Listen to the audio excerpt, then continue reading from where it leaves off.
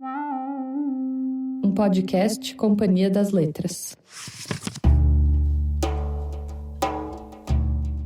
Em 1975, Raduan Nassar publicou Lavoura Arcaica e mudou para sempre a literatura brasileira.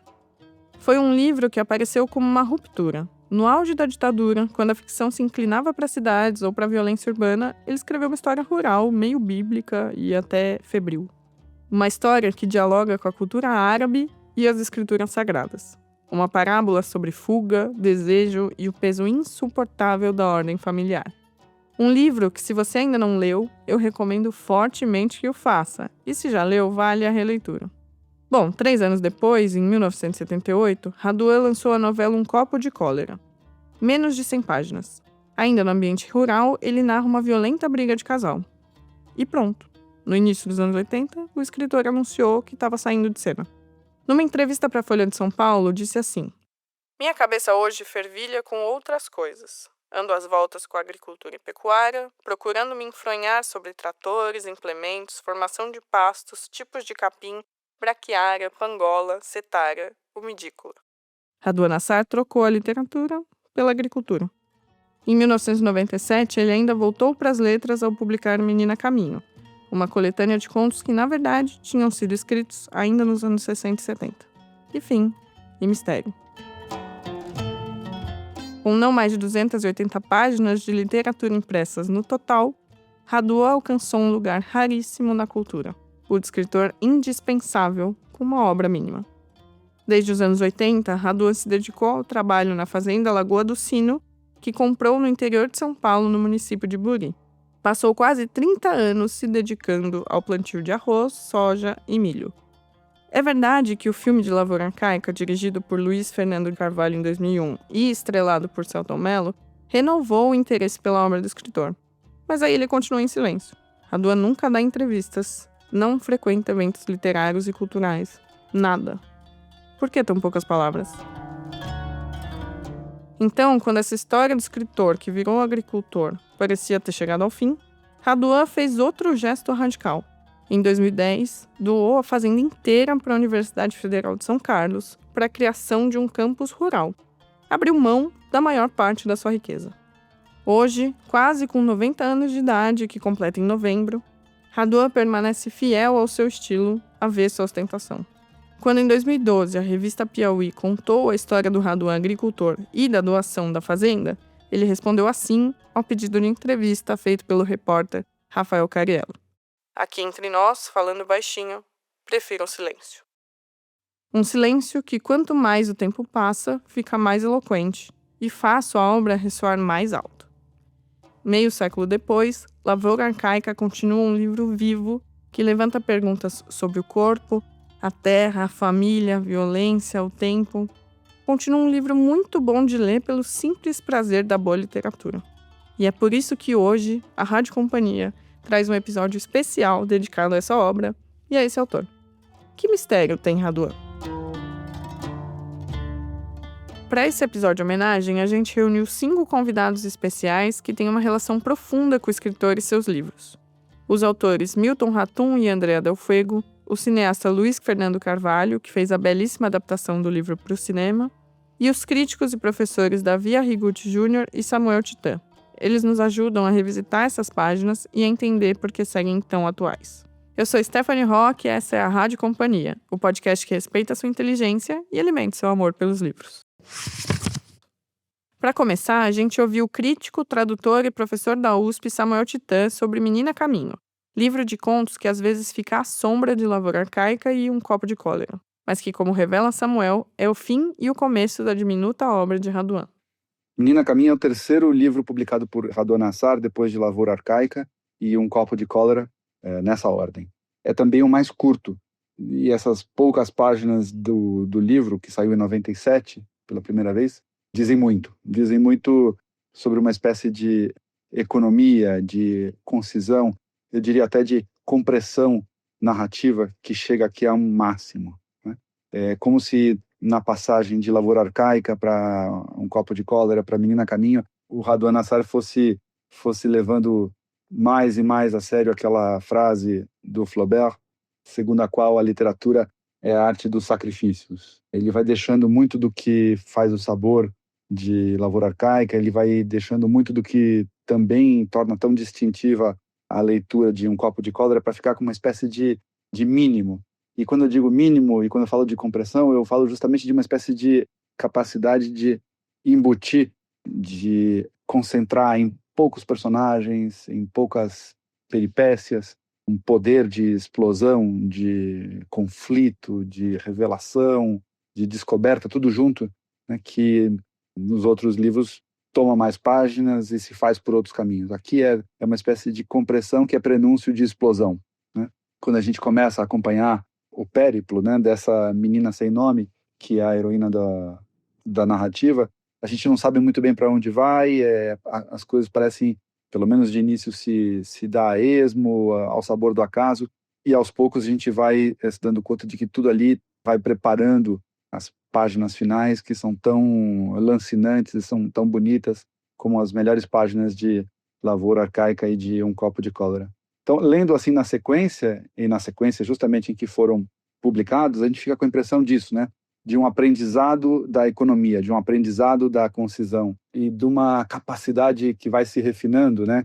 Que supostamente vai se refinando ao longo dos livros, de assumir o ponto de vista de um outro, né? De um personagem, no caso aqui, de um personagem radicalmente distinto e diverso do autor, né? Uma menina de poucos anos, né? Andando pelas ruas de uma cidade no interior, presumivelmente do estado de São Paulo, né? Então essa capacidade de se reapresentar o mundo pelos olhos da menina é realmente assombrosa.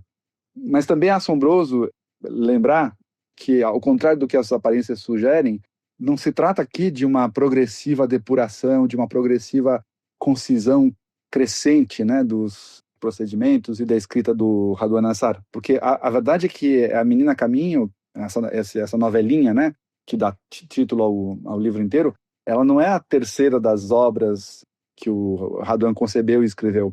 Na verdade, ela é das primeiras criações ficcionais.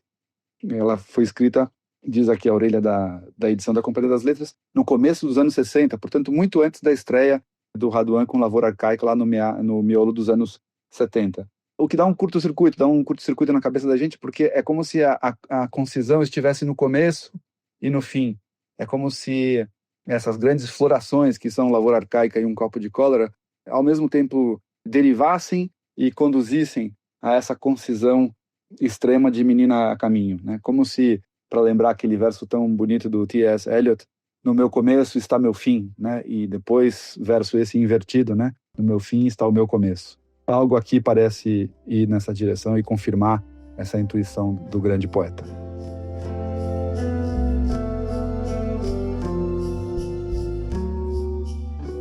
A concisão explosiva que o Samuel menciona se expressa na linguagem densa e de alta voltagem do Raduan, e que marcou profundamente a Andrea Del Fuego, autora de romances como Os Malaquias e A Pediatra. Ela comentou aqui também para a Rádio Companhia o impacto de Lavoura Arcaica para ela como escritora. A minha história de leitura de Lavoura Arcaica do Raduan Nassar começou no começo dos anos 2000. Eu fui uma leitora tardia, digamos assim, de Lavoura Arcaica. Eu ganhei esse livro do escritor Marcelino Freire e foi uma epifania, um contágio de coragem, de intensidade, que eu me lembro da sensação física da leitura do livro, do começo ao fim. E foi só outro dia que me dei conta disso. O livro de minicontos Nego Tudo, que relanço agora 20 anos depois, foi escrito às bordas dessa leitura, assim, num tempo vizinho da primeira impressão de Lavoura Arcaica. E, tantos anos depois, em 2018 e 2019, eu resolvo fazer na filosofia uma dissertação sobre Lavoura Arcaica em aproximação com a fenomenologia da percepção, do Maurice Merleau-Ponty, e nunca li tantas vezes o mesmo livro, e foi durante esse processo de uma releitura intensa de Lavoura Arcaica que escrevi A Pediatra. Isso é outro dia que consegui fazer essa ligação. Eu nunca havia feito uma ligação com leitura e avizinhada com a própria escrita. A minha outra sensação, a minha outra conexão com a obra foi através também de um escritor português, Almeida Faria, que é autor de A Paixão. Eu estava no Festival Português de Literatura, conheço Almeida Faria num café da manhã de escritores, e ele me pergunta, queima-roupa, que autor brasileiro, se eu tivesse que dizer o nome de um autor brasileiro, qual seria? E eu disse, Radwan Nassar. Ele me pediu um segundo, voltou ao quarto dele, voltou com o livro dele, A Paixão, com um autógrafo. E dizendo que ali estava o livro, que aquele era A Paixão, o antepassado de Lavoura Arcaica, onde há, inclusive, um pré-André. E ele me conta que ele estava em casa, quando batem a porta, e é Radwan, o jovem Radwan, dizendo, eu estou aqui para te agradecer o livro A Paixão, eu escrevi Lavoura Arcaica porque li A Paixão. Vou ler aqui então um trechinho de Lavoura Arcaica. Estou pegando aqui na minha própria, que é a própria epígrafe da minha dissertação de mestrado, que é uma das paisagens de voltagem absurda, de um verdadeiro terremoto na minha lembrança de qualquer leitura literária, que ele diz assim, já me sobe uma nova onda, já me queima uma nova chama, já sinto ímpetos de empalar teus santos, de varar teus anjos tenros, de dar uma dentada no coração de Cristo.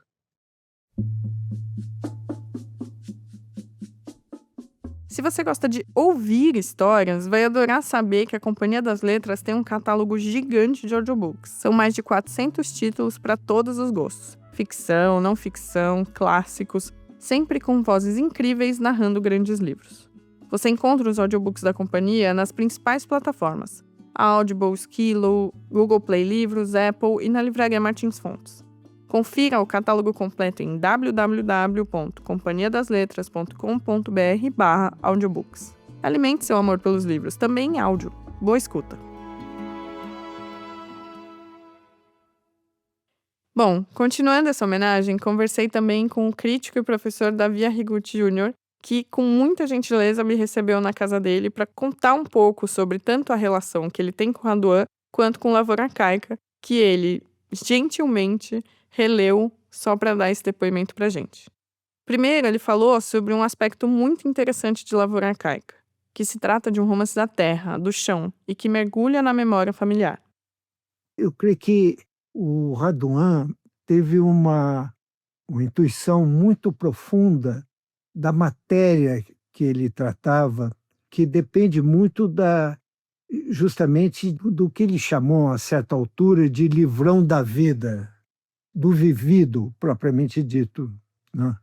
De uma matéria complexa que era a matéria social da família, quer dizer, com todas as suas reminiscências e certamente a experiência que o formou. Ele teve uma intuição que eu creio que foi profunda, complexa e que talvez explique o silêncio do Radwan também, depois de escrever A Lavoura Arcaica, O Copo de Cólera, esse extraordinário Menina a Caminho, que são, de certa forma, também relacionados em profundidade com aquilo que está dito no Lavoura Arcaica. Certamente, a primeira coisa que a gente pensa é que a relação com o mundo familiar é que essa matéria complexa da vida familiar é uma matéria também histórica. E certamente ele mergulhou nisso até as origens, inclusive origens míticas. Eu tenho a impressão que ele vai até a raiz das origens. O livro é, curiosamente, uma mistura de narrativa, propriamente dita, que deveria ter um objeto, mas que é muito marcada pela visão subjetiva da matéria de que ele trata. Essa visão subjetiva molda uma espécie de prosa lírica, coalhada de imagens de grande poder sugestivo e que faz a gente remontar até aspectos quase teatrais da experiência. essa experiência do vivido foi tudo para o Raduan. De fato, é uma coisa muito extensa e que é a memória familiar, né? Uma penetração funda na memória familiar e, vamos dizer, e na sua irrupção nos aspectos mais difíceis, no presente do narrador. Vamos dizer que se trata de um romance telúrico ao mesmo tempo. A terra tem um papel fundamental. Há várias cenas do narrador deitando-se na terra, esfregando os pés na terra úmida, cobrindo-se de folhas. Há um lastro telúrico muito forte no livro. Isso mostra que não se trata simplesmente de uma história, é alguma coisa profundamente vivida e experimentada. Isso é a matéria complexa do livro, que está exposta nessa forma misturada, né, de narrativa de grande força poética, lírica, né, de grande força lírica, e nessa corrente de imagens que são uma das preciosidades da prosa do Raduan. Ao fazer isso, há curiosamente uma irrupção de paixões tumultuadas, que compõem para o narrador uma espécie de desarranjo da ordem paterna e da ordem avoenga.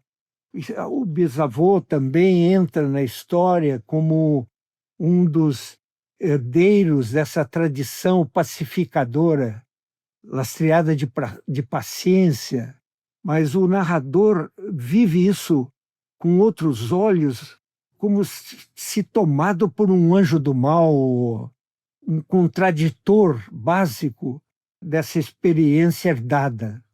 O livro é uma história de um filho pródigo, de um desterrado da sorte, que sai da casa e tudo aquilo que ela representa para ele ao longo de anos, e se defronta com um irmão visitante num quarto de pensão onde ele se refugia.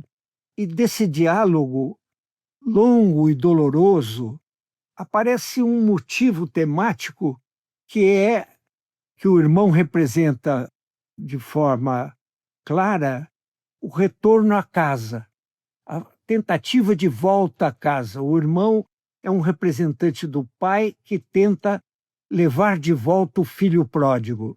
Mas, quer dizer, essa tentativa se choca justamente com a visão dilacerada de quem deixou a casa.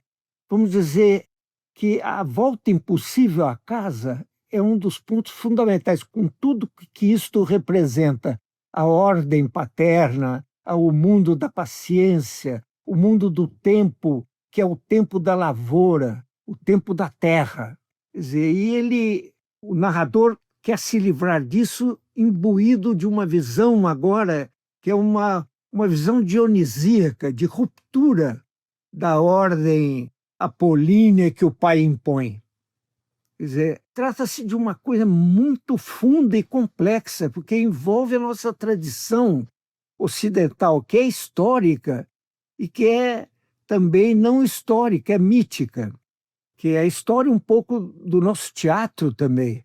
Quer dizer, no livro, a mescla de essa busca através de um discurso que diversas vezes lembra o tom solene bíblico, e o tema do retorno à casa, quer dizer, que é também bíblico, quer dizer, se chocam com essa espécie de mergulho no dilaceramento da paixão, que remonta a um incesto, quer dizer, que leva ao incesto pela paixão que é narrada do narrador pela irmã Ana, que dança 2 vezes no livro, numa espécie de ritual resgatado da paixão desabrida, do rito dionisíaco que rompe em meio da ordem da casa. Eu penso que isso é de uma complexidade, o que o Raduan intuiu, que depois de experimentado, leva ao silêncio, ao calar-se. Eu estou tentando falar de coisas difíceis, mas que o livro propõe, num número até exíguo de páginas. É uma narrativa breve, é um romance breve, em que situações se repetem também. E a prosa tem que dar conta desse imaginário riquíssimo que se apresenta à subjetividade do narrador.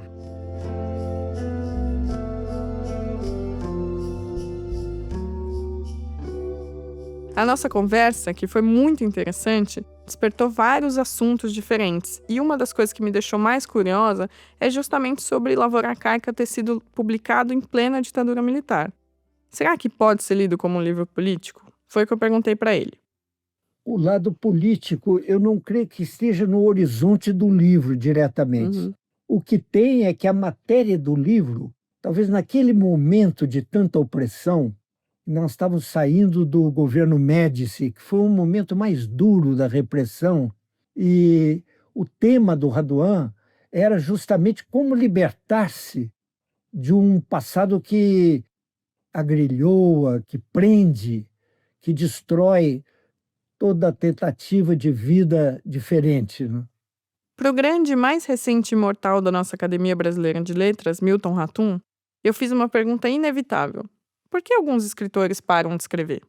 Coincidentemente, Milton me contou que o próprio Raduan tinha feito essa pergunta para ele em 1988, quando Milton foi visitá-lo e levou o manuscrito do que viria a ser seu primeiro e grande romance, O Relato de um Certo Oriente. Mais de 30 anos depois, Milton responde assim. Sabe que tanto tempo depois, isso ainda é um mistério para mim.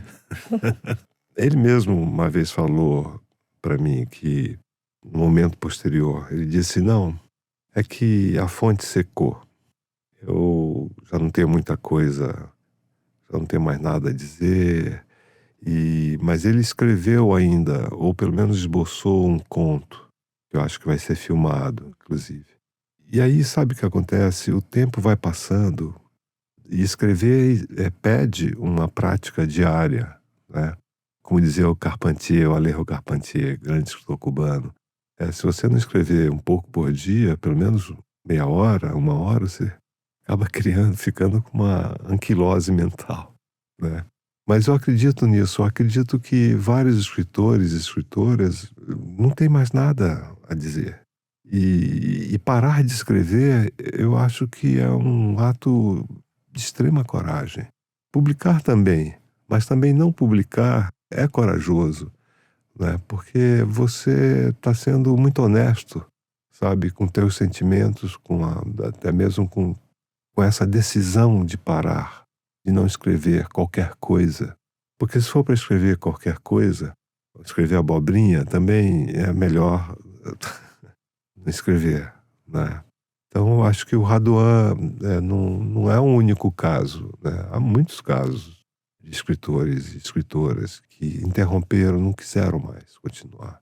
Há um caso famoso também do escritor mexicano Juan Rulfo, que escreveu como o Raduan, até menos que o Raduan, porque ele escreveu um romance breve, que é um clássico da literatura hispano-americana, latino-americana, Pedro Páramo, e escreveu um livro de contos, e só.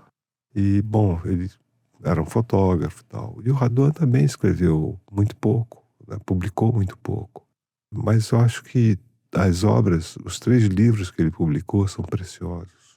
E fala-se muito de Lavoura Arcaica, mas eu gosto muito de Copo de Cólera e adoro os contos. Menina a Caminho, eu acho um belíssimo conto. Menina a Caminho e Ventre Seco e tantos outros contos daquele livrinho extraordinário. Então, a gente às vezes quer muito, né?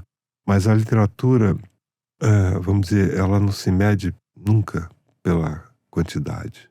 E às vezes tem escritores que publicam 30 livros e não escreveu nenhum. É verdade. Então, que bom que temos esses 3 livros breves do Raduan. E o que viria depois, ninguém sabe, nem ele. Também falamos com Luiz Fernando Carvalho, diretor do filme Lavoura Arcaica, que se você não viu ainda, por favor, veja, que é maravilhoso. E eu perguntei para ele sobre o lirismo da obra e como esse mesmo lirismo atravessou a adaptação para o cinema. Ele me mandou um áudio maravilhoso que vai tocar aqui agora. Como falar do Raduan, né? Tô aqui pensando que eu não tenho que pensar, pensando como nós nos permitimos ler tanto um ao outro. Uma leitura que veio através das entrelinhas da literatura, da obra dele, mais especificamente de Lavoura Arcaica, claro, meu primeiro longa-metragem, mas que ao escavar as entrelinhas da obra, inevitavelmente, a gente está trocando coordenadas de vida. A gente está falando sobre necessidades. Talvez essa seja a lição maior que ficou da aproximação com essa literatura e dessa amizade que se fez. Que linguagem é necessidade e é impossível compreender, adentrar a obra do Raduan sem uma cumplicidade, uma curiosidade, uma paixão mesmo para com a linguagem. É onde o Raduan habita. Ele está ali nas entrelinhas da coisa. E você me pergunta sobre o lirismo do livro que levou ao lirismo do filme. Bom, há muita dor ali.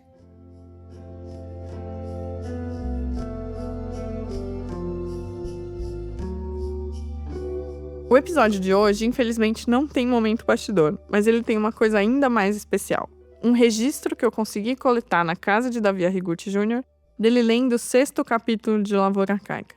Então aqui juntos agora, ouvimos na própria voz do professor, um dos trechos mais bonitos do livro. Eu me lembro de que num capítulo breve, talvez o 7º, no 6, que é um capítulo muito breve, se diz justamente no final isso que eu acho que é importante. Desde minha fuga, a fuga da casa, diz o narrador, né? Era calando minha revolta, tinha contundência o meu silêncio, tinha textura a minha raiva, que eu a cada passo me distanciava lá da fazenda, e se acaso distraído eu perguntasse, para onde estamos indo? Não importava que eu, erguendo os olhos, alcançasse paisagens muito novas, quem sabe menos ásperas.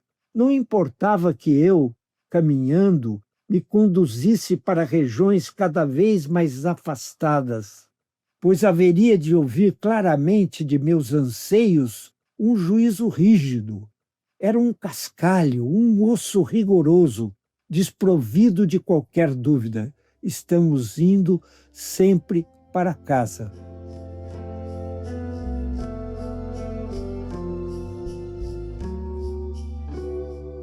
Mas essa casa não há mais.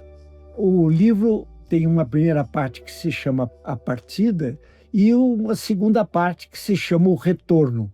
Mas o retorno é justamente a história de um ato impossível, de uma volta impossível. E dá, nesse fim trágico, que beira, de fato, a tragédia, nessa dança ritualística em que Ana é apanhada pelo alfange do pai.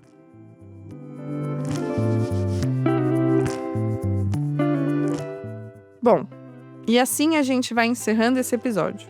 Espero que você tenha ficado com tanta vontade quanto eu de ler e reler Raduan Nassar e contemplar o mistério. A direção, roteiro e produção executiva são da Trovão Mídia. Edição, mixagem e trilha sonora de Pedro Pastoriz. Eu sou Stephanie Roque e fico por aqui. Boas leituras e até a próxima!